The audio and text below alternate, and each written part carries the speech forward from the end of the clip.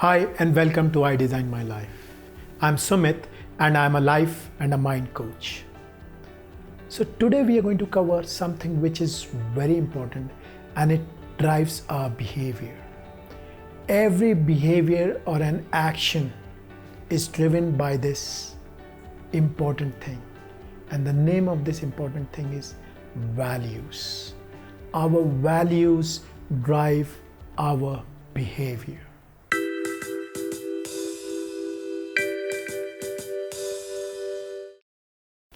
Before I move further in the video, let's quickly catch up as to what we have covered till now. So, in our last session, we talked about the logical levels.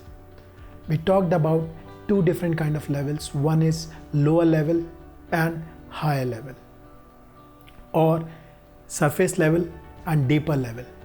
So in surface level, we covered the levels of environment, behaviors and strategy. Now we are shifting our focus to the higher levels of changes or the deeper level of changes. And the thing we are going to cover today is values. So what are values? Values are things which are important to us. And our behaviors are an outcome of the things we value the most. So let me cite an example over here. When we got married, initially, just like all other couples, we were struggling to, adjust with each other. So I'll tell you an incident what used to happen very frequently. If we had to go somewhere, me and my wife had very different kind of behaviors and values. And I'll tell you how our values determine our behavior. So here is the story. If someone has invited us to their home, let's say they invited us at around 7:30 p.m. in the evening. For me, if someone has invited me at 7:30 p.m., I have to be there at 7:30 p.m. So this was my rule. Because for me, if I've committed to something, I would like to respect my commitment as well as I would like to pay respect to the person by being on time. But it was not the case with my wife. So I would usually see that if we have to reach 7:30 over there, I was ready by 7. She would now go and get ready at around 7:15 or 7 maybe. And that's when, I started getting a little irritated and, I wasn't pleased by that. Because I knew that she would take around 40-45 minutes to get ready and there was no way we were going to reach there on time. So we used to have little arguments about that. And then when I understood the importance of value, this thing just opened up for me. And I'll tell you how. So I told you that it was very important for me to reach there at 7:30 p.m. Because my rule was that if someone has invited us, then we should respect him by being there. Now, when I spoke to my wife, just to understand her behavior and what was driving her behavior, I understood that she wanted to be her best self in terms of how she was presenting herself and going to that place. Because in her mind, you just cannot go to anyone's house like that. You have to present yourself well, because that's how you show respect to them, that you have actually made an effort and you have dressed up well to be present over there.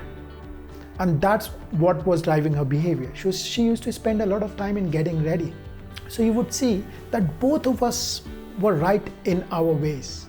Yet, when we look at the same incident, we both were generating different kind of behaviors. And our behaviors was being driven by the kind of value system we had in our minds. So that's what I mean when I say our values drive our behavior. So now, why do we need to know about values? First, I've already talked about, if you want to understand a behavior, then you need to go back, trace back to the values and understand what is that thing that person values which is generating a kind of a behavior. If you're trying to generate different kind of behaviors and actions, then it is always useful to get at the value level and create shifts over there. Because when you will create shifts at the value level, the behaviors are automatically going to change. Number 2, why do we need to know our values? The reason we need to know our values is our values are our keys to happiness. When we don't live our values, we don't feel happy. So the equation is happiness is equal to living your values. You will see that if you're not happy with life, or you're not feeling that sense of calm and peace in your life, you're not living your values. So it is always a good idea to know your core values, because then you have an anchor. And if something is not going right for you, then you can always revisit your values and see if you require any correction over there. So let me tell you what I mean when I say your happiness is equal to living your values. Let's say you're a working mother. You have a kid at home as well. You will see that if you're not spending enough time with your kid, then your general sense of happiness goes. Why is that? Because you value love. Your value of being loved by your son or a daughter is not being met. Second, you are in an office, you're putting your best efforts, still you've got a boss who doesn't recognize you, doesn't give you the recognition. You're not happy. What value is being missing? So you might have a value of recognition.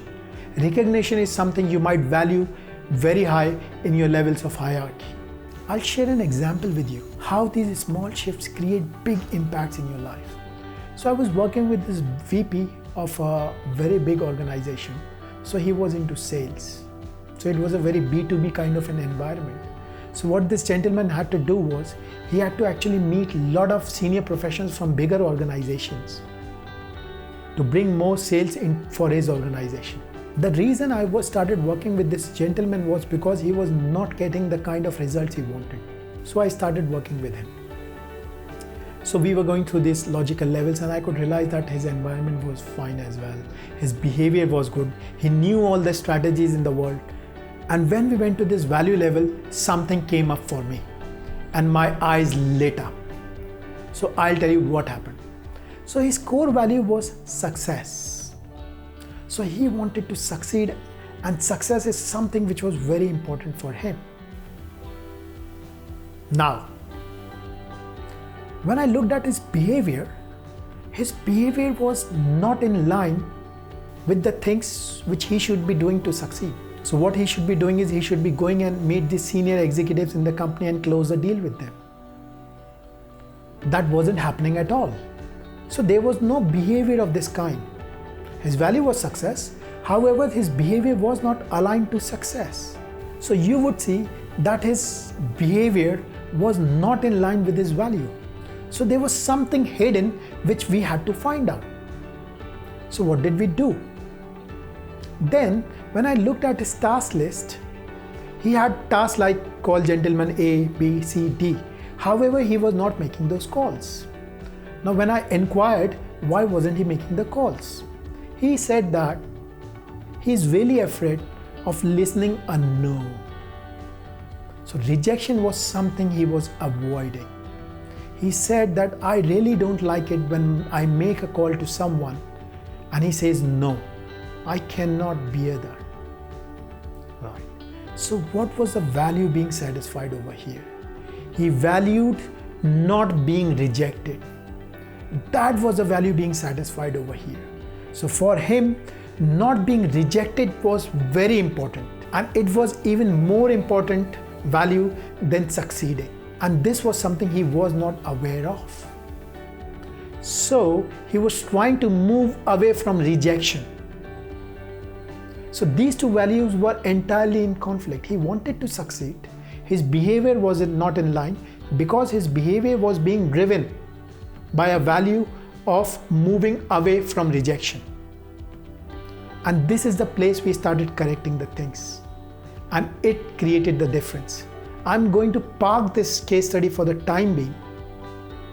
The point I wanted to stress was our values drive our behavior. These layers are really hidden, and it is very difficult at times to get into these layers and find out what is the reason behind the true behavior.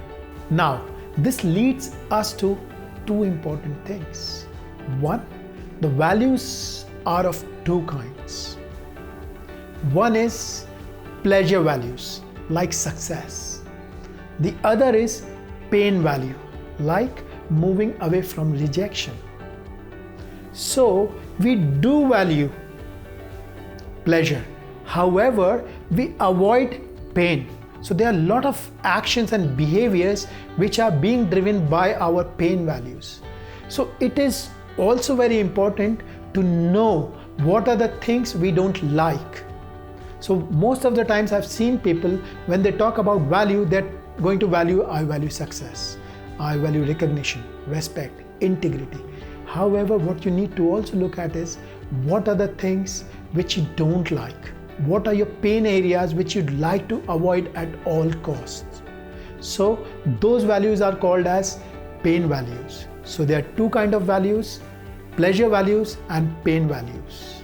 Pleasure values are the values which allows us to move in the direction of pleasure. Pain values are the values from which we move away from.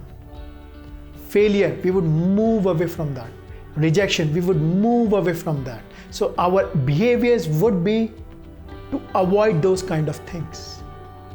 So let's look at the different kind of pain values as well as pleasure values. So this is a general list which I've created working with a lot of clients. You might have other things as well which I would request you to add. However, this is quite comprehensive and these are the major core values which drive people's behavior. The major pleasure values are comfort, trust, confidence, respect, love, security, freedom, growth, learning, achievement, and power. So let me talk about the pain values over here a little bit. So pain values are the values which we try to avoid at all cost. Pain values basically can be categorized into two parts. We avoid bodily pain or physical pains. That is something we avoid. And the second thing which we avoid is any threat to our self-image. So everything which affects our ego is something we avoid. And all the values which I'm going to talk about now kind of fits into these two categories. So what are the major pain values? So the major pain values are rejection, anger, frustration, loneliness, depression, being hurt, guilt, embarrassment, failure, and bodily harm. So the general equation is we try to avoid pain more often than we move towards pleasure. So let me cite an example over here. Let's say I propose that you give me 5,000 rupees and then I'm going to invest it somewhere and you will get a return of 50,000 rupees back. However, there is a 70% chance of this happening. You will see that you might have a net gain of 45,000 rupees and there is a good chance as well that you will win. However, there is a good chance that you will not give me those 5,000 rupees because you will try to avoid that pain. And this is why I say most often than not, we try to avoid pain more than we try to seek pleasure. Day-to-day examples of these are, you're sitting in a meeting, you have a bright idea, which might just give you the next promotion. But what you will do is, you will not say something because you want to avoid embarrassment if that is not a bright idea. So your behavior was being driven by you avoiding the pain rather than going for the pleasure. You can get into entrepreneurship. There's a good chance that you will live the life of your dreams. However, there is a pain area there as well. What if you don't succeed? So what you do is you keep on doing that work even if you're not happy with that because it gives you security. You want to avoid the pain of uncertainty.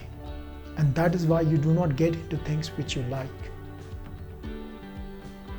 So guys, I hope I'm making sense to you. This is such an important topic that I have divided into 3 parts. Today we talked about the importance of values. Why do we need to know our values and how our values drive our behavior? In our next video, I'm going to talk about the rules. And this is where most of the things are hidden. In that video, I'll take up the examples which I parked in this video. And then at a third level, I'll tell you how we can drive our values. As always, along with this, I'm giving you a workbook which you can utilize to find your core values. It contains the details at each and every level. What you have to do is you have to just download this workbook and work through it. And it will help you immensely. So guys, this is it for this video. Say to yourself that I am responsible for my life and I design my life.